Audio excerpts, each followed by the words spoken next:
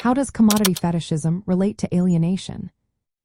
Have you ever thought about how the things we buy can affect our relationships and sense of self?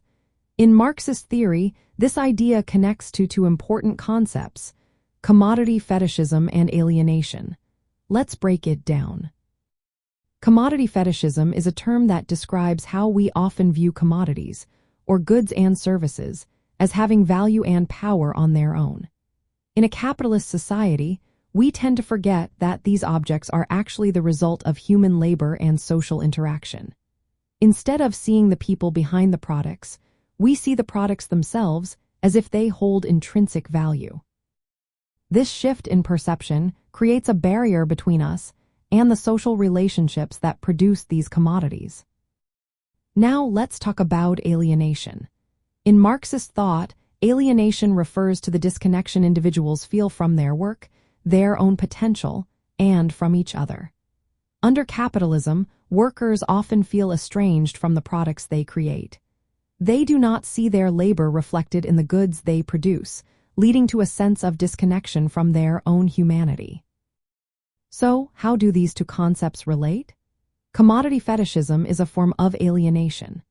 When we start to treat commodities as if they have value independent of human effort, we lose sight of the social relationships that are essential to production.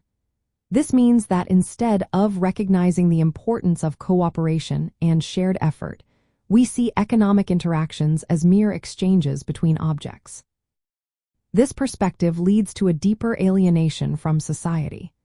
People begin to relate to each other through the commodities they buy and sell, rather than through direct human connections. This can create a sense of isolation, as individuals become more focused on the objects they possess rather than the relationships they build. Furthermore, when we view value as something inherent to objects, we disconnect from our own productive capabilities. We forget that our labor and collective efforts are what truly create value. The economic system then appears to operate on its own, as if governed by natural laws, obscuring the very human relationships and power dynamics at play. From a socialist viewpoint, understanding this relationship is essential. It highlights how capitalism distorts our social interactions and consciousness.